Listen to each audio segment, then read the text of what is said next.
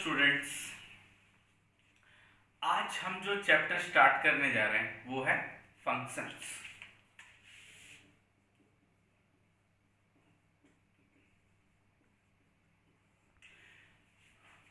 ये लेक्चर जो फंक्शन का है इसमें हम क्लास 12th का कवर करेंगे।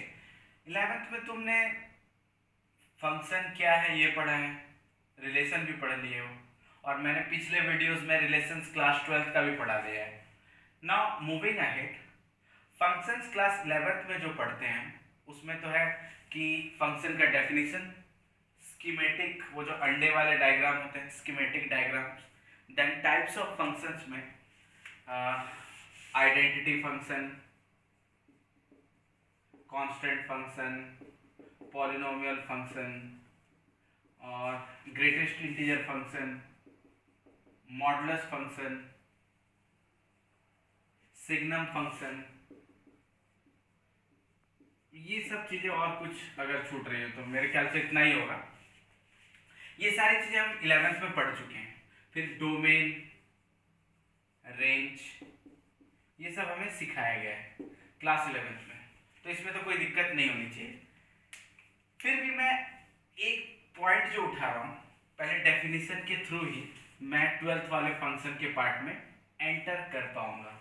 तो पहली बात क्या है कि किसी भी रूल जिसके तहत under which a set A and set B have their elements associated with each other, मैंने क्या बोला, एफ एक ऐसा रूल है अंडर विच सेट ए के एलिमेंट्स सेट बी के एलिमेंट्स के साथ एसोसिएट कर रहे हैं इसके अकॉर्डिंग, मतलब ये है, ये कंट्रोल कर रहा है, ठीक है, ये कंट्रोल कर रहा है, मतलब यही कमांड कर रहा है, कंट्रोल कर रहा है कि ये इसके एलिमेंट्स के साथ एसोसिएट होंगे।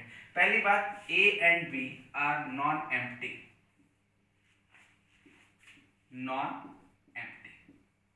ठीक है।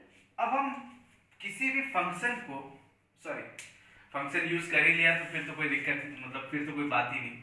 किसी भी रूल एफ को, ठीक है, under which the elements of one set is associated with elements of other set, तो इस f को फंक्शन कब बोलेंगे, तो देयर आर सर्टेन क्राइटेरिया, ठीक है।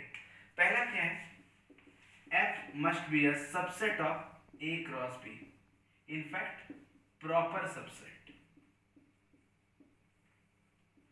प्रॉपर सबसेट क्या होता है कि प्रॉपर सबसेट अगर a b का प्रॉपर सबसेट है तो a और b कभी इक्वल हो ही नहीं सकते, ठीक है। मतलब सबसेट का क्या होता है, इसके सारे एलिमेंट्स इसमें हो तो ये चांस पॉसिबल है ना कि ये इसके बराबर भी हो जाए, ठीक है। लेकिन अगर हम बोल देते हैं प्रॉपर सबसेट तो इसका मतलब इसमें एक एलिमेंट जरूर है जो इसमें नहीं है, ठीक है। इसके सारे एलिमेंट्स तो इसमें हैं लेकिन इसमें एटलीस्ट एक एलिमेंट है जो इसमें नहीं है, तो f must be a proper subset of a cross b, ठीक है। मतलब a क्रॉस के b के बराबर में नहीं हो सकता। रिलेशन a क्रॉस b भी होता है, ठीक है। तो पहला तो डिफरेंस, तुम अगर मान लो तुम्हारे दिमाग में कुछ ऐसा चल रहा हो कि भैया ये relation and function how they are different, तो तुम इस चीज को भी कोऑर्डिनेट कर सकते हो, पहली बात तो, ठीक है। दूसरी बात, all the elements of set A must participate. देखो भैया यहाँ डायरेक्शन का मतलब है ए से बी बोला गया है, माने ए से बी, एरो भी देखो ए से बी जा रहा है, ठीक है। तो इसके सारे एलिमेंट्स को पार्टिसिपेट करना ही है, मतलब खाली नहीं बैठ सकता कि इसका कुछ एलिमेंट्स पार्टिसिपेट किया और कुछ किया ही नहीं, ऐसा नहीं हो सकता। सारे elements of this set they have to participate, सबको, each and everyone, okay. Now the third point is, okay, third point will be every element of set A has to associate with only one element of set B। ये तो बच्चों हमने इसका पढ़ा rule, मतलब कब, conditions या criteria, conditions बोल लो, है ना। कोई भी एसोसिएशन अगर दो सेट का दिया है, ठीक, तो वो रिलेशन तो फॉर श्योर है, क्योंकि वो ए क्रॉस बी का सबसेट होते ही वो रिलेशन तो हो ही जाता है। अब सारे के सारे रिलेशन फंक्शन नहीं होते, है ना, हर चमकती चीज सोना नहीं होती। लाइकवाइज हर रिलेशन, हर एसोसिएशन को फंक्शन नहीं बोल सकते, उसके लिए ये कंडीशंस है। F must be a proper subset of A cross B। Set A से सेट B अगर वो एसोसिएशन है तो इसके सारे element, all the elements of set A must participate। and third point is every element of set A, मतलब इसका हर element इसके एक ही एलिमेंट के साथ एसोसिएट करेगा। अब इसको हम डायग्राम के थ्रू देखते हैं। ओके, नोट कर लो ये पॉइंट्स को एंड देन हम इसको डायग्राम से देखते हैं। देखो मैंने एक डायग्राम बना लिया, ठीक है।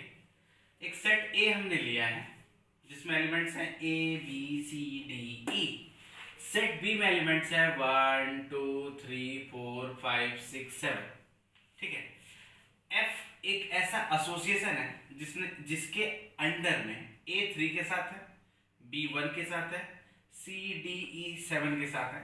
सबसे पहली बात हम चेक करेंगे ये फंक्शन है या नहीं, ठीक है। तो पहला कंडीशन कि ए क्रॉस बी का सबसेट होना चाहिए, वो तो है, क्योंकि ए क्रॉस, जैसे एफ जो है ना यहाँ पे, वो बेसिकली ये है ए 1 के साथ, बी सॉरी ए 3 के साथ है, बी 1 के साथ एंड सी 7 डी 7 ई 7। ये तुम्हें कुछ दिया हुआ है एसोसिएशन, ऑब्वियसली ये ए क्रॉस बी का तो सबसेट है।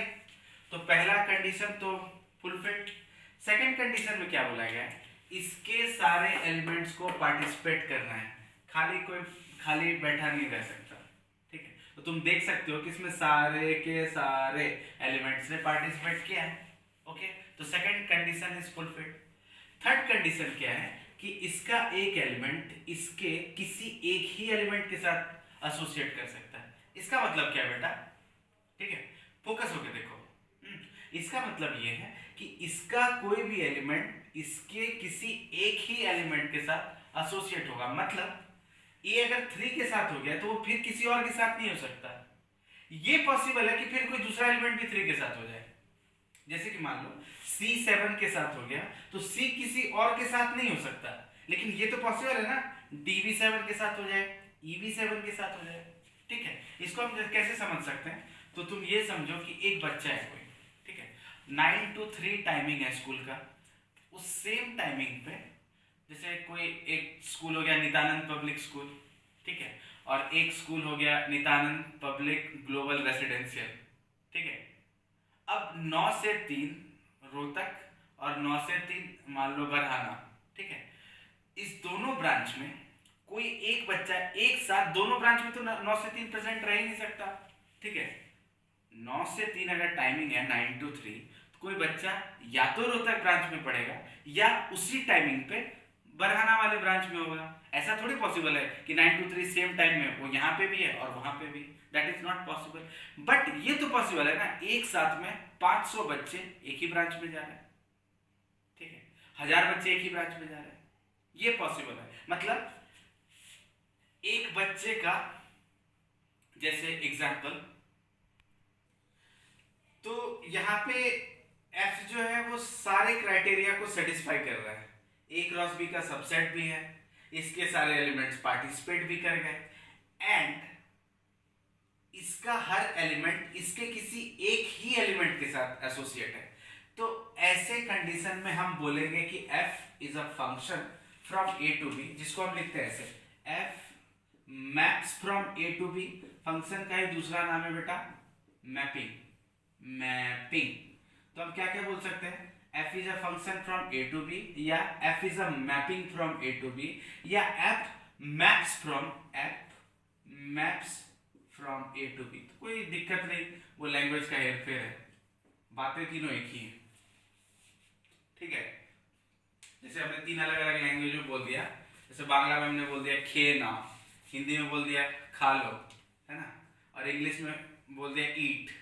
तो these 3 sentences are not different, but they are basically different in language, but they mean the same thing। उसी तरह मैपिंग बोलो, फंक्शन बोलो, ठीक है, या maps from A to B, वो एक ही बात है, ठीक है। अगर ऐसा है तो ए को हम क्या बोलते हैं? डोमेन, एंड बी को क्या बोलते हैं? कोडोमेन। अब बेटा रेंज भी एक वर्ड है, रिलेशन में भी रेंज आता है, फंक्शन में भी आता है। रेंज का मतलब क्या है?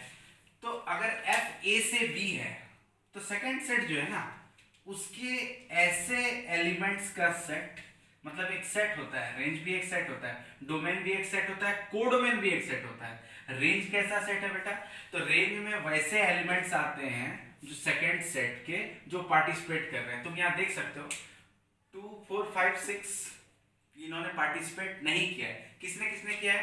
1 3 7, तो रेंज 1 3 7 आ जाएगा। ये हल्का सा मैंने तुम्हें इंट्रोडक्शन दिया फंक्शंस का, ओके।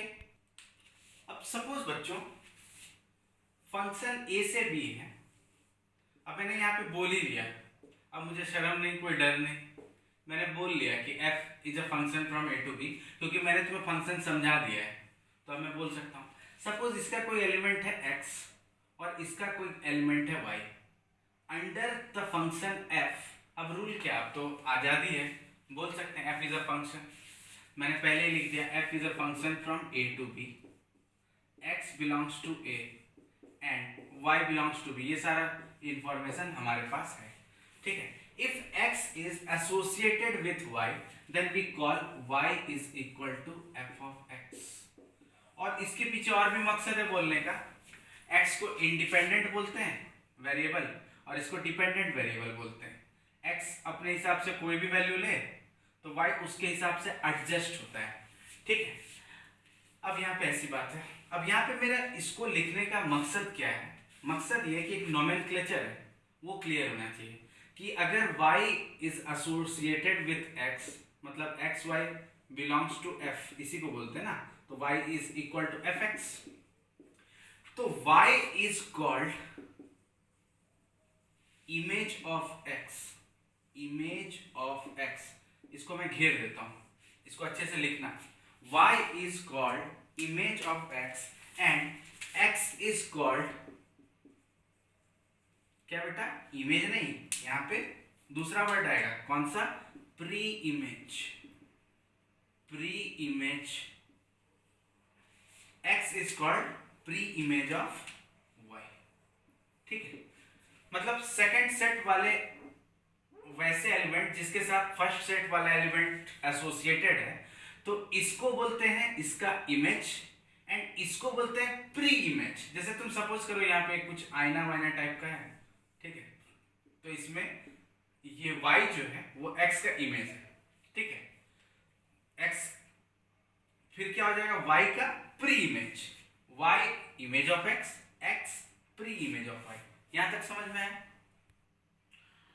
अब यहां तक जब समझ में आ चुका है तो यहां पे एक बात ये है कि क्या क्या पॉसिबिलिटी है। देखो, एक तो पॉसिबिलिटी ऐसा हो सकता है कि ये तो हमको फिक्स है कि इसके एलिमेंट्स का एक ही इमेज होगा, ठीक है, इनके एलिमेंट्स का एक ही इमेज होगा, लेकिन इनके एलिमेंट्स का मोर देन वन प्री इमेज हो सकता है, ये तो पॉसिबल है। तो एक तो एसोसिएशन ऐसा हो सकता है कि प्री इमेज भी एक ही हो, ठीक है, जैसे x is called pre image of y, तो y का प्री इमेज एक ही हो, ये जरूरी नहीं है, लेकिन अगर वो ऐसा एक पॉसिबिलिटी तो बन ही सकता है। एक तो पॉसिबिलिटी क्या है? y के कई सारे प्री इमेजेस हो, और एक पॉसिबिलिटी क्या है? जिस तरह से x का एक ही इमेज है y का भी एक ही इमेज हो, तो जब y का एक ही प्री इमेज होगा तो वैसे को बोलते हैं कि 1-1 फंक्शन है, ठीक है। और when y has more than one pre images तो उसको हम बोलते हैं many one फंक्शन। फिर से एक नन्हा सा रिकैप, मैंने क्या बोला, इनके एलिमेंट्स का एक ही इमेज होगा, ठीक है, एक ही इमेज होगा, more than one image possible ही नहीं है, क्योंकि तब तो वो फंक्शन ही नहीं रहेगा, ठीक है। वही वाली बात, एक मजदूर एक टाइम में या तो किसी कंपनी ए में करेगा या बी में या सी में, किसी एक में करेगा ना, ऐसा थोड़ी एक ही टाइमिंग में वो कंपनी ए में भी काम करे और बी में भी काम करे। इसलिए मैंने तुम्हें पहले फिर से थोड़ा रिकैप कराया वो सब बात। अच्छा, जब वो सब हम सीख गए तो हमें पता चल गया कि इनके एलिमेंट्स का एक ही इमेज होगा, लेकिन ये पॉसिबिलिटी है कि इनके एलिमेंट सेट बी के एलिमेंट्स का मोर देन वन प्री इमेज हो जाए। अगर सेट बी के एलिमेंट्स का एक ही प्री इमेज है तो वैसे फंक्शन को हम वन वन फंक्शन बोलते हैं। And when the elements of set B can have more than one pre image, then such functions are called many one function. So अब हम सीखेंगे one one and many one function.